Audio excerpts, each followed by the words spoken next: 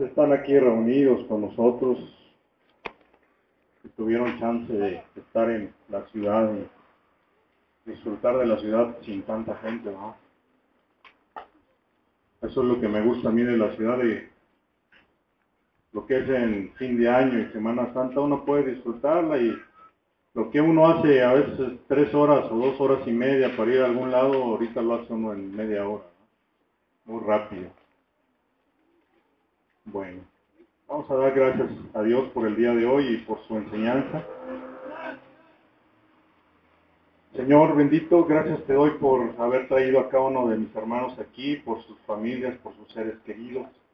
Gracias porque tú nos enseñas, tú nos hablas de tu palabra, de tu verdad, y tú hablarás a cada uno de nosotros conforme a lo que tú quieres mostrarnos en este día, Señor. Gracias, en el nombre de Jesús. Amén.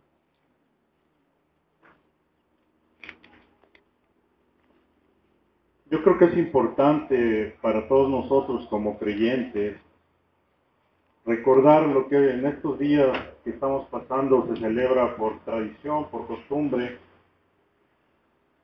Así que vamos a hacer un recordatorio de realmente qué sucedió, ¿eh? Vamos al libro de Lucas, capítulo 23, versículos 34 y 35. Libro de Lucas, que realmente él no fue un apóstol de Jesucristo, nunca anduvo con él. Después él se unió a los discípulos y se dice que era doctor. Y a él se le atribuyen varios de los escritos de la Biblia porque era una persona letrada y por lo tanto tenía facilidad para hacer estas cosas. Dice así: y Jesús decía, Padre, perdónalos porque no saben lo que hacen, y partiendo sus vestidos le echaron suerte. Y el pueblo estaba mirando y se burlaban de él los príncipes con ellos, diciendo, a otros hizo salvos, sálvese a sí mismo.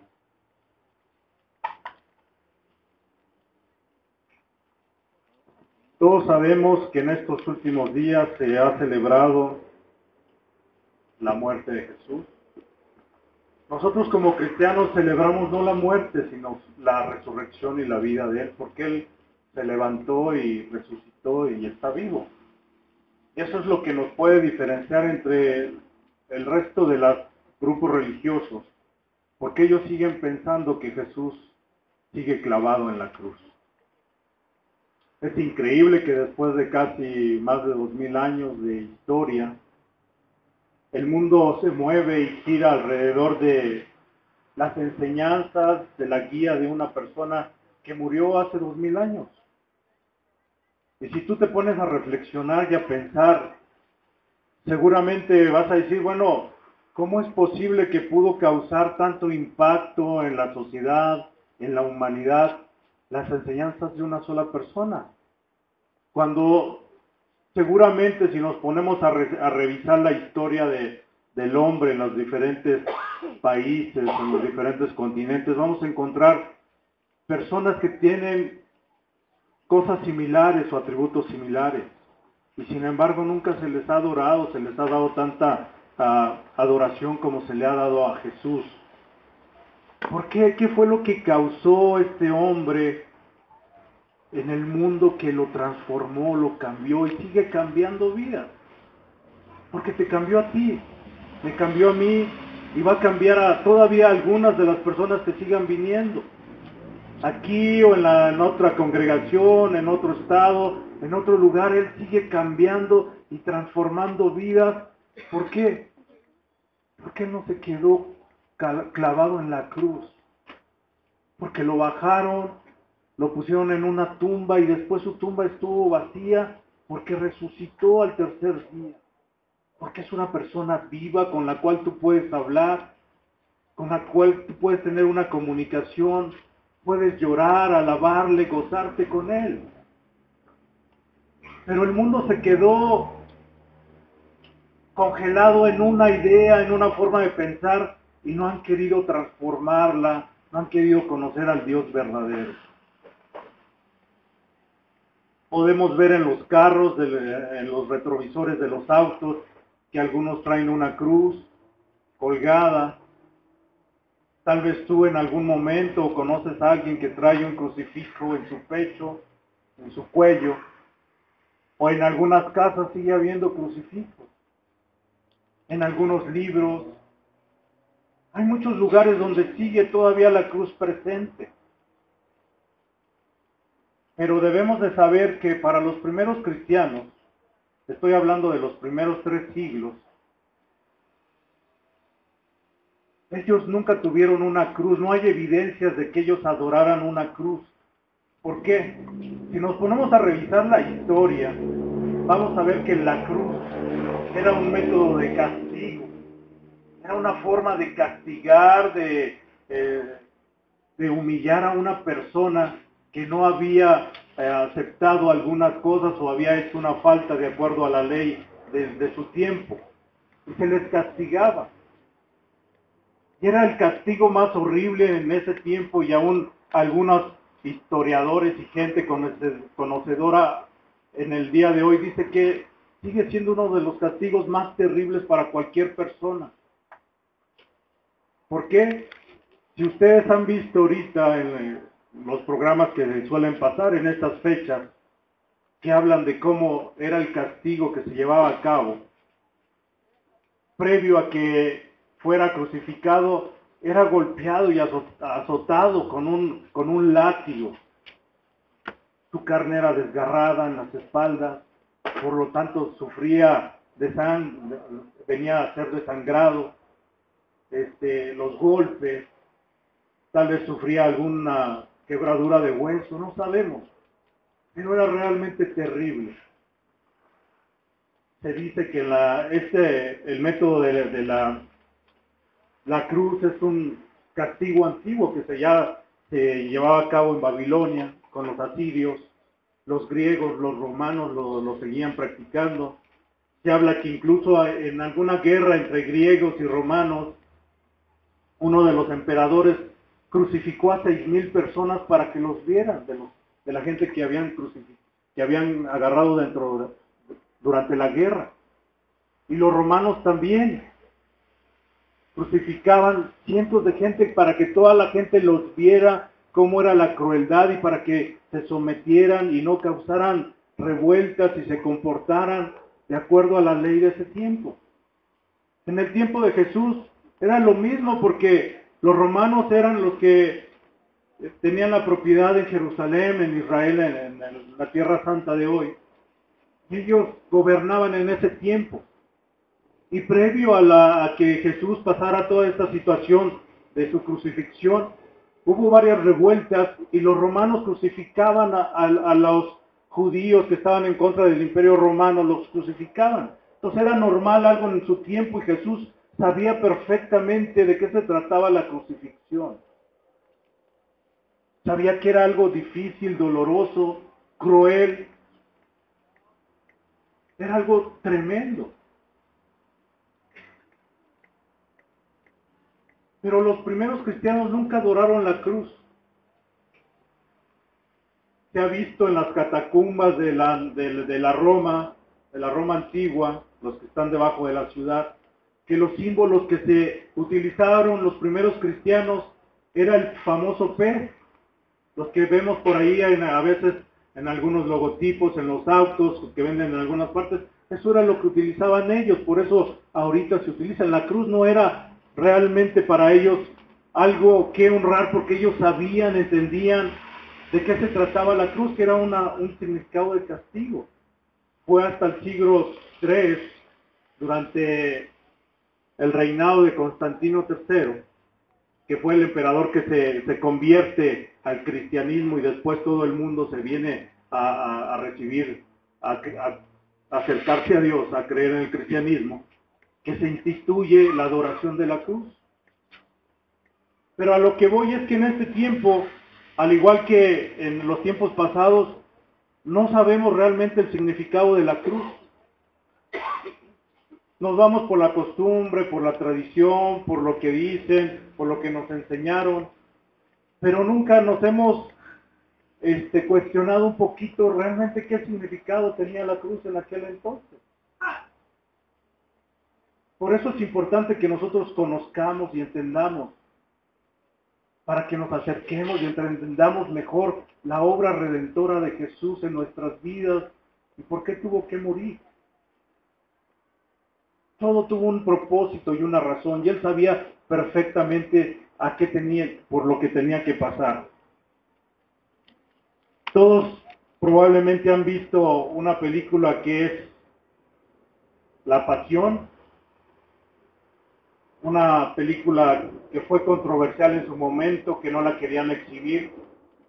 No la querían exhibir porque decían que era muy cruel. No era como las demás películas que nos pasaban antes, donde no se veía tanta sangre, tanto golpe, y estuvo a punto de ser prohibida. ¿Por qué? Por tratar de ser un poco más realista, más apegada a la realidad de lo que había sucedido en aquel entonces. Sin embargo, parece ridículo porque igual hay películas más sangrientas y violentas que vemos en la televisión, que son de guerra, que son de humillación, que son de tantas cosas que pasan en la tele, y esas sí las aceptamos como si nada. Y el día que quisieron pasar algo que revelaba o que mostraba realmente de lo que había padecido el Señor Jesús, hubo protestas, hubo molestia en algunos círculos. ¿Por qué? Porque no les gustaba que eso se mostrara. Pero la verdad duele y él dolió. Él tuvo que padecer por nosotros, por ti, por mí. Y a veces es algo que nosotros olvidamos. Decía Pablo en el libro de Gálatas, en el capítulo 6, versículo 14, más lejos esté de mí gloriarme, sino en la cruz de nuestro Señor Jesucristo, por el cual el mundo me es crucificado a mí y yo al mundo. Eso es lo que significaba para Pablo la cruz. La pregunta que tenemos que hacernos, que tienes que hacerte tú, que se tiene que hacer el resto de la gente que en estas épocas celebra estas fiestas, es qué significa la cruz para ti. ¿Qué significado tiene la cruz para ti? ¿Qué significado tiene la cruz para la gente que está afuera? En estas fechas, hasta los que dicen que creen en algo y que nunca han asistido a la iglesia, son capaces de asistir a una iglesia, de ir a un servicio, de ir a una reunión, de ir a una predicación, a una misa. ¿Para qué? O sea, puedes vivir el resto del año como te dé la gana, como tú quieras, y en unos minutos ya te sientes mal. Quieres reconocer todo lo que Dios ha hecho en tu vida, o lo que tú no has hecho por Él.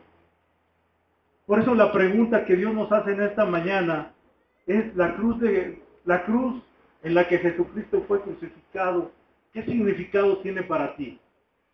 ¿Es un pedazo de madera nada más? ¿Es un dije que te puedes colgar en el cuello y que te va a ayudar a protegerte contra algo porque así lo crees? ¿O es el medio por el cual Dios tuvo el plan redentor de salvarnos a ti y a mí de la perdición, de lavarnos de nuestros pecados cuando la sangre de Jesús fue derramada en esa cruz? Porque ese es el real significado de la cruz. No es traer un dije, no es traer un colguijo, no es traer una figura o una estampita en tu cartera. No, es entender el significado, es entender la razón por la cual Él tuvo que morir ahí. Dios me mostraba qué pasaría si alguno de ustedes fuera encarcelado injustamente. Que de repente lo encontrara la policía ahí en la calle cuando vas caminando, cuando vas manejando tu auto y dijera, ¿sabes qué? Párese ahí.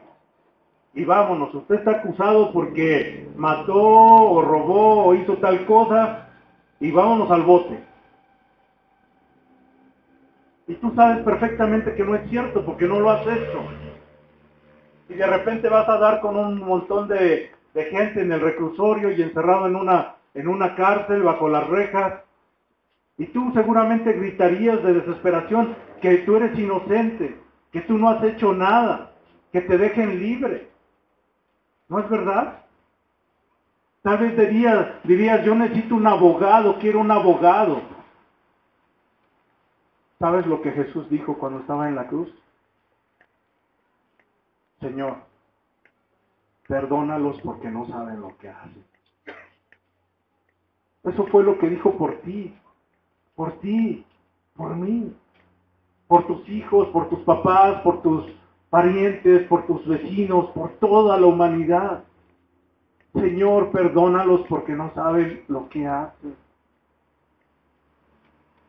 Bien pudo haber dicho él, soy inocente, ¿por qué me hacen esto? ¿Por qué me están colgando? ¿Por qué me están golpeando? ¿Por qué me están crucificando? Pero no hizo nada de eso. Dijo, te perdono a ti, Andrés, te perdono a ti, María, a ti, Jesús, a ti, Pedro. Te perdono por lo que no has hecho, por lo que has hecho, por todo aquello, por lo que vas a hacer, yo te perdono. Porque ese era el plan de Dios, el plan de Jesús, de su Padre, morir en la cruz para que tú fueras salvo, para que tú fueras perdonado de tus pecados, para que pudieras tener la salvación. Esa es la razón. No es para traer un pedazo de metal o una estampita o que creas que tú con un pedazo de esas cosas ya vas a estar libre de todas las cosas, de cualquier problema. No. Dios tenía un propósito y un plan. Y tenía que padecerlo y tenía que sufrirlo. Tenía que morir por ti. Y derramar su sangre para que pudiéramos ser salvos.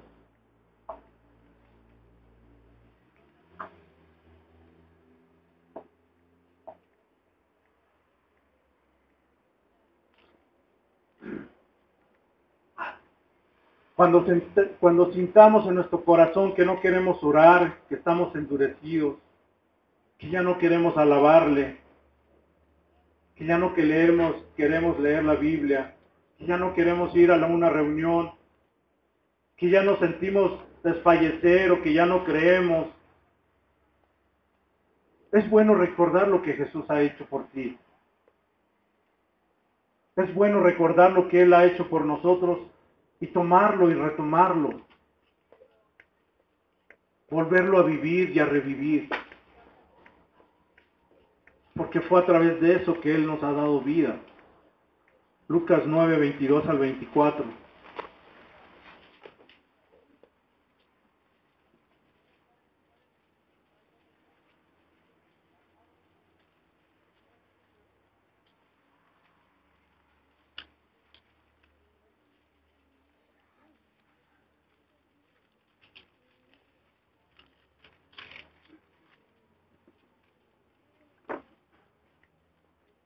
Dice así, diciendo, es necesario que el Hijo del Hombre padezca muchas cosas y sea desechado de los ancianos y de los príncipes de los sacerdotes y de los escribas, y que sea muerto y resucite al tercer día. Y decía a todos, si alguno quiere venir en pos de mí, niéguese a sí mismo, tome su cruz cada día y sígame. Porque cualquiera que quiere salvar su vida, la perderá, y cualquiera que pierde su vida por causa de mí, éste la salvará. A veces nosotros no queremos llevar los problemas que tenemos, enfermedades, conflictos, situaciones, carencias. Yo sé que es difícil, no es fácil. Tal vez sería más fácil cargar como lo hacen en esta época, no solamente aquí en la Ciudad de México, en Iztapalapa, sino en tantas partes del mundo. Tal vez para la gente es más fácil cargar una cruz y caminar unos kilómetros y ser azotado, caminar descalzo y padecer sed o cosas así por unas cuantas horas, tratando de congraciarse con Dios y sentirse bien porque en un instante, porque en un momento hacen unas cosas bien y por eso ir a la iglesia y sentirse mal y pedir perdón. Cuando Dios nos pide, toma tus necesidades, toma tus problemas. Yo voy a estar contigo y te voy a ayudar a que los lleves cargando. Solamente confía en mí. Solamente ten la confianza que yo tuve para contigo. Por eso la pregunta que Dios nos hace hoy, ¿qué es la cruz para nosotros? ¿Qué es la cruz para ti?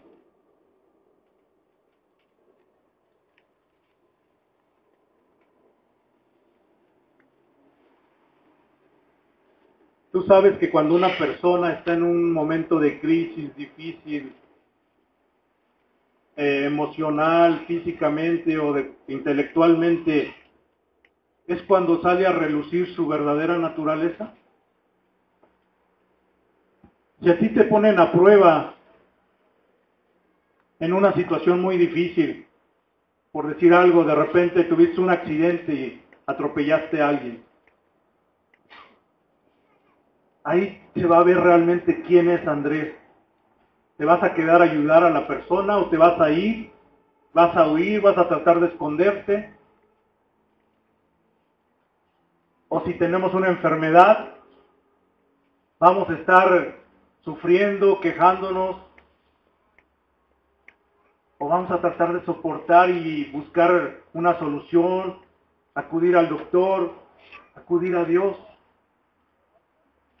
En los momentos más difíciles es cuando sale la verdadera naturaleza humana. Lo normal es que nosotros como seres humanos nos pongamos a maldecir, a reclamarle a Dios por qué me pasa esto, por qué me sucede aquello, por qué a mí, por qué no a este. Mira cuánto tiempo llevo así y no pasa nada. Esa es la naturaleza nuestra de hombre carnal, de hombre que no ha sido su vida entregada a Dios. Quejarnos, reprochar, tratar de justificar nuestras situaciones. Si nos ponemos a pensar en cuál fue la respuesta de Jesús estando en la cruz, podemos darnos cuenta de la naturaleza divina que había en él. En lugar de decir, ¿qué necesidad tengo yo de estar salvando a esta bola de gente que en mi caso ni hizo en mis predicaciones, en mis sermones, que ni siquiera me entiende ni me comprende? Él pudo haber dicho eso. Él pudo haber dicho, ¿por qué voy a dar mi vida por Andrés si Andrés ni siquiera se humilla ante mí ni reconoce que me necesita o es un tal por cual o este o aquello? ¿Por qué tengo que dar mi vida por Andrés si realmente no la merece? Pon tu nombre ahí. Pero él no sacó esa naturaleza humana porque no era humano, porque era Dios mismo. Y vino a resaltar su naturaleza divina y dijo, Señor, perdónalos porque no saben lo que hacen. Perdónalos porque yo voy a morir por ellos, voy a derramar mi sangre para que sus pecados sean lavados y para que tengan la oportunidad de entrar a adorarte a ti directamente, a tu santo monte, a tu santuario, a estar contigo. Ahí se vio la naturaleza divina de Dios. Si hubiera sido un hombre, hubiera reaccionado como reaccionamos nosotros. Bájame, yo no he hecho nada, no tengo por qué estar aquí. Estuvo sufriendo, padeciendo, una de las muertes más sangrientas que ha habido y que ha sido inventada por el hombre.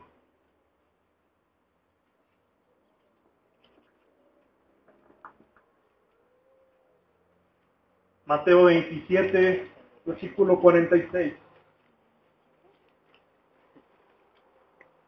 Y cerca de la hora nona, es decir, las 3 de la tarde, Jesús clamó a gran voz diciendo, Elí, Elí, lama sabactani. Esto es, Dios mío, ¿por qué me has desamparado?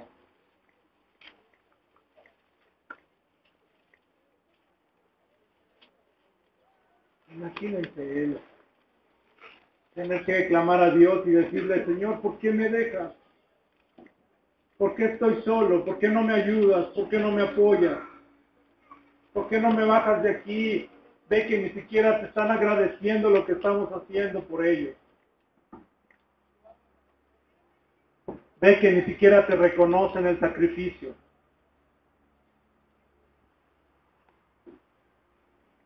Estas palabras son el momento más importante en la historia de la humanidad para la salvación del hombre.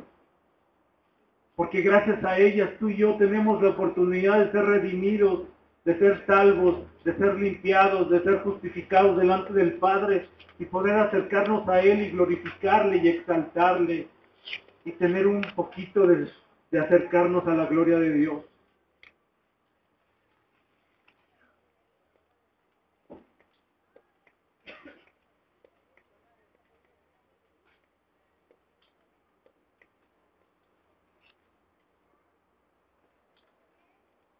En estas fechas, en algunas iglesias cristianas, se acostumbra a hablar de las 7 palabras, tal vez tú lo has escuchado, de las 7 palabras que dijo Jesús durante su crucifixión.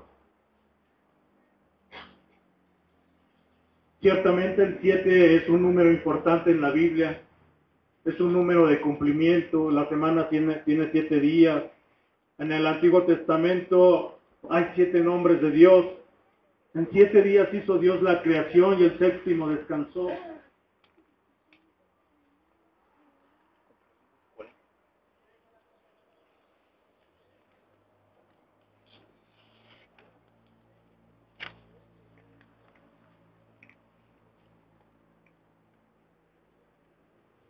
Cuando Jesús dijo, perdónalos porque no saben lo que están haciendo, Él abrió sus labios, no para pedir ayuda,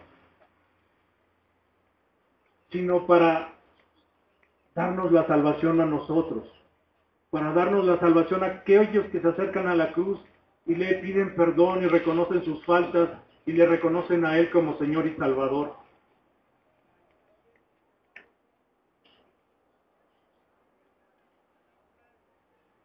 Por eso es importante que en estas fechas entendamos realmente cuál es el significado de la cruz para nuestras vidas. Veamos Mateo 23, capítulo 23, del versículo 39 al 43.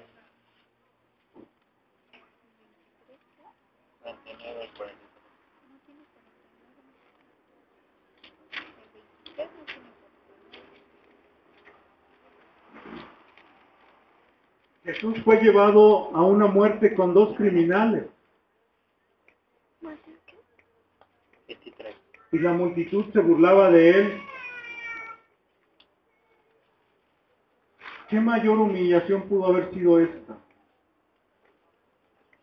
Dice el versículo 39, y uno de los malhechores que estaban colgados le injuriaba diciendo, si tú eres Cristo, el Cristo, sálvate a ti mismo y a nosotros. Lucas 23.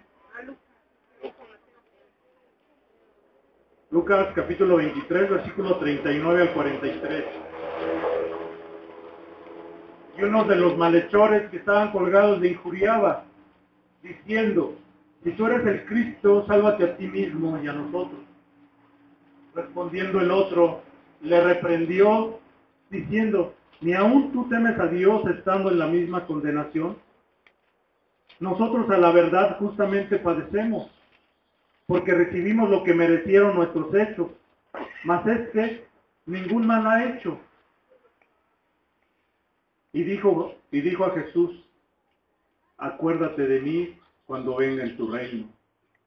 Y entonces Jesús le dijo, de cierto te digo que hoy estarás conmigo en el paraíso.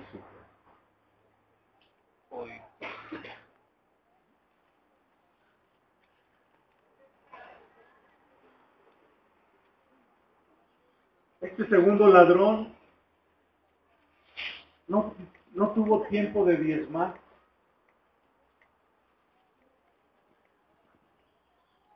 No tuvo tiempo de orar por ningún enfermo, ni de hacer una buena obra para la gente que le rodeaba. Pero ¿sabes qué fue lo que hizo?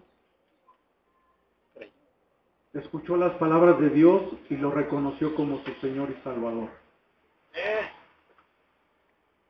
Y Dios le dijo, hoy vas a estar conmigo en el paraíso. Y es lo único que Dios pide. Nosotros nos desvivimos tratando de ser lo mejor y a veces orar, y a lo mejor nuestra oración es vacía, vana, porque no es sincera, o nuestras obras no son las adecuadas porque no son, solamente es para mostrarle a los demás que estamos haciendo algo que queremos mostrar que hacemos, y no mostrarnos tal y como somos.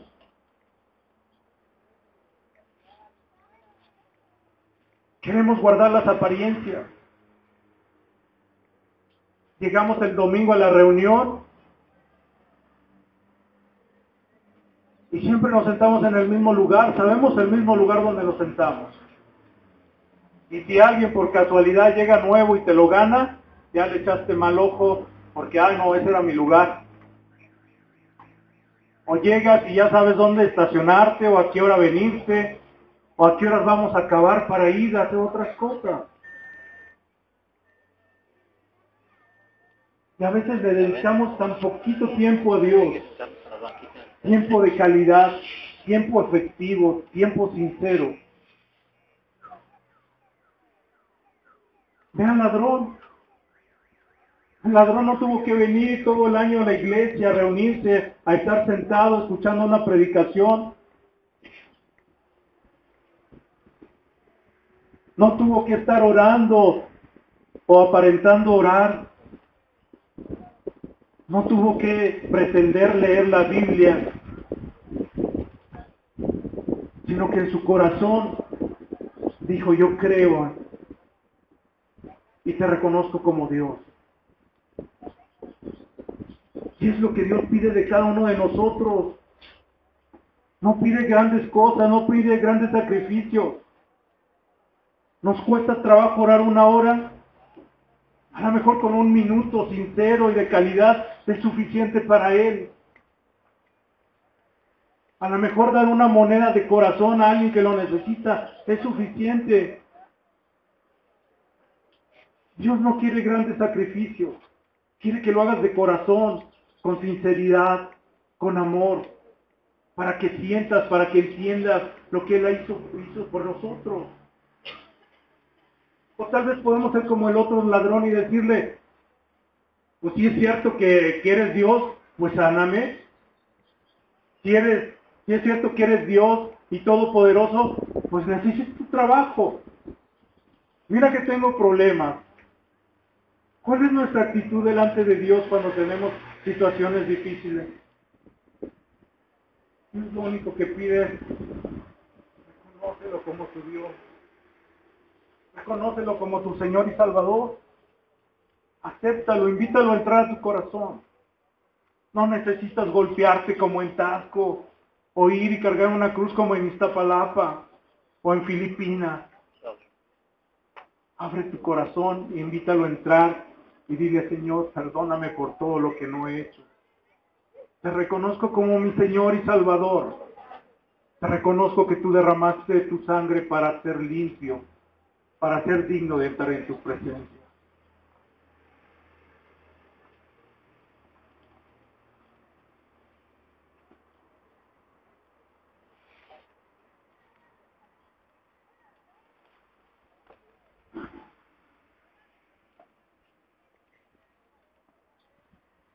Una frase única que tal vez no hubiéramos esperado escuchar de Dios era la que leímos hace unos minutos en Marcos 15:34, cuando Él clama a Dios pidiéndole que lo ayude. Elí, Elí, lama sabactani. Dios mío, ¿por qué me has abandonado? Y Dios se quedó callado. Dios no le respondió. Dios no le dijo, soporta, aguanta, espera, es por el bien de todos, de que cuánta gente vas a ayudar con tu sacrificio. Quizás él hubiera querido escuchar algo como eso, pero ni siquiera en ese momento pudo escuchar la voz de su padre, porque en ese momento llevaba el pecado de todo el mundo encima. Llevaba tu pecado, el mío, de las generaciones pasadas y futuras. Lo llevaba encima, ¿para qué? Para que pudiéramos ser dignos de estar en su presencia. Y lógicamente Dios no puede estar con el pecado y no podía hablarle, no le podía consolar, no lo podía apoyar en esos momentos. Y tuvo que soportar y padecer solo.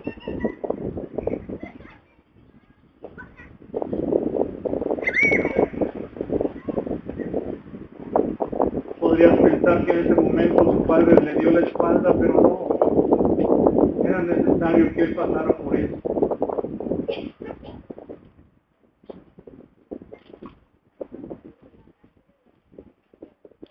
Todos los días, o siempre en estas épocas, cuando escuchamos sermones sobre la cruz,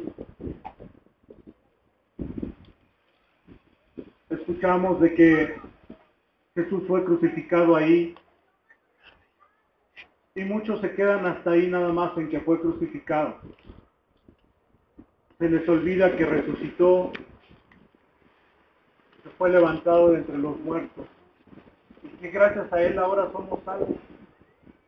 Que tenemos la oportunidad de invitarlo a nuestro corazón para que Él nos dé la salvación, para que nos limpie, para que nos justifique, para que tengamos una comunión plena con Él.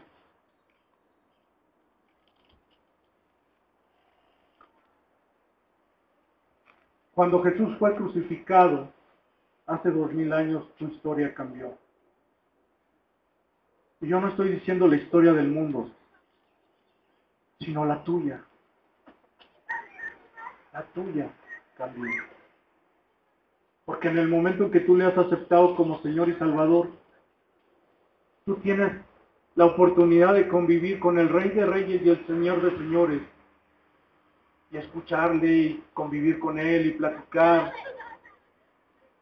y hacerle conocer todas tus necesidades.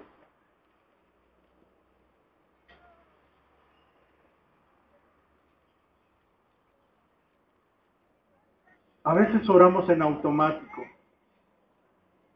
Oramos porque tenemos que orar. O tal vez ni oramos, ¿verdad?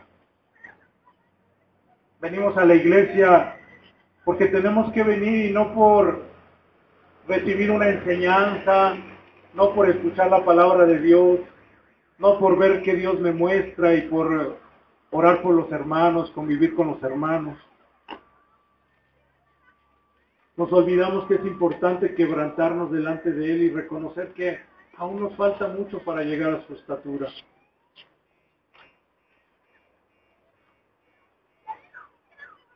Él cuando se entregó en la cruz hizo un trabajo perfecto. Tuvo que padecerlo, pero fue perfecto para Él, para ti y para mí. Porque gracias a eso, tú y yo tenemos la gran oportunidad de alabarle y glorificarle y de compartir las bendiciones al resto del mundo.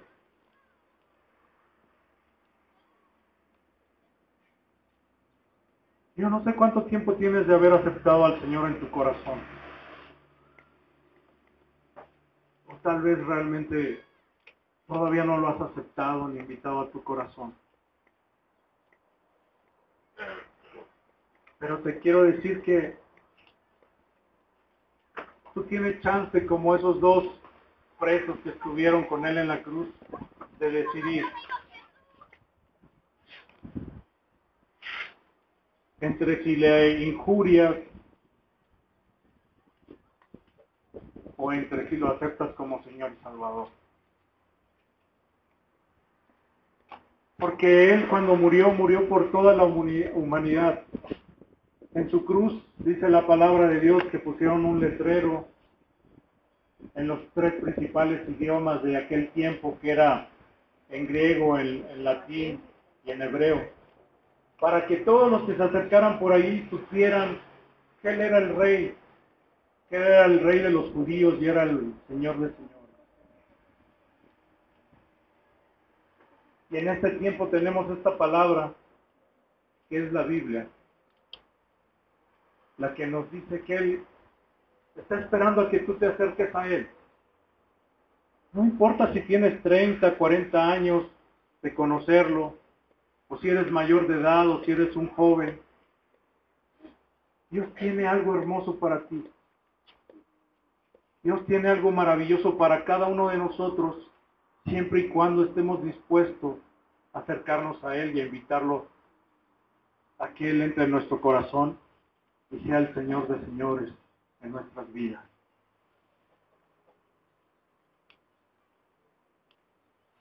Quítate ese antiguo concepto que nos ha creado la sociedad, de que la cruz es un pedazo de madera, que es algo mágico, que es algo que la historia pasó y que pasó nada más. A través de la cruz, el plan redentor de Dios se hizo realidad en tu vida, si tú así lo quieres. Amén. Vamos a dar gracias.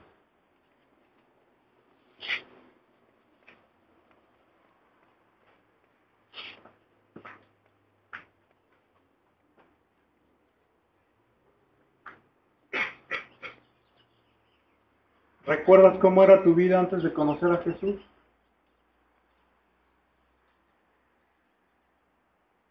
Sola, vacía, triste.